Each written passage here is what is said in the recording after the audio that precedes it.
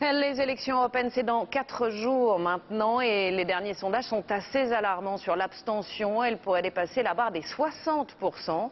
On s'intéresse aujourd'hui dans le journal aux différents partis qui représentent la gauche de la gauche, avec des leaders politiques comme Jean-Luc Mélenchon et Olivier Besancenot. Ils espèrent bien profiter des ratés de la campagne du PS. Alexandre Carra, Christophe Larocca.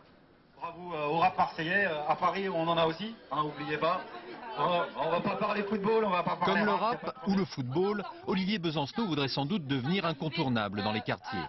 Ici à Marseille, comme partout en France, le leader du NPA est venu mettre sa notoriété au service du baptême électoral de son nouveau parti. L'Europe, ce serait une bonne échelle pour agir, pour stopper par exemple le pouvoir des multinationales qui licencient à tour de bras. Ça serait la bonne échelle pour faire des services publics européens. Ce serait la bonne échelle pour faire pression sur le gouvernement israélien, pour faire respecter le droit des Palestiniens. Voilà, mais pour ça, il faudra changer d'Europe tout court. Objectif, être au lendemain du scrutin le premier parti de la gauche radicale. D'autant qu'avec le Front de gauche, le rapprochement semble de moins en moins d'actualité. Marie-Georges Buffet et Jean-Luc Mélenchon sont ensemble, soit, mais c'est pas la première fois qu'ils sont ensemble. Ils ont déjà été ensemble dans un gouvernement de gauche pluriel qui a privatisé plus que 2 gouvernements de droite réunis. Pas d'union, alors pour les électeurs, difficile de trancher. Vous n'avez pas arrêté votre choix pour les élections? Non. J'irai me renseigner sur le front de gauche aussi, et puis je ferai mon avis après. Jean-Luc. Hier soir.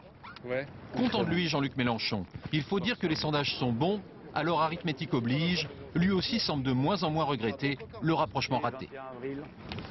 On a tout fait pour convaincre le NPA. Bon, à un moment donné, on était même ridicule parce qu'on n'arrêtait pas de jouer de la mandoline sous le balcon de Besancenot qui sortait pour nous jeter des seaux d'eau. Bon, bah, qu'est-ce que je vous dis? Si on avait été ensemble, on aurait pu se battre pour être en tête de toute la gauche. L'ex-socialiste voudrait maintenant pérenniser l'accord avec le Parti communiste pour devenir à terme un allié incontournable pour le PS. Et c'est finalement plus que les programmes, plus que les personnes, la véritable opposition entre le Front de gauche et le NPA. L'un aspire à gouverner, l'autre pas.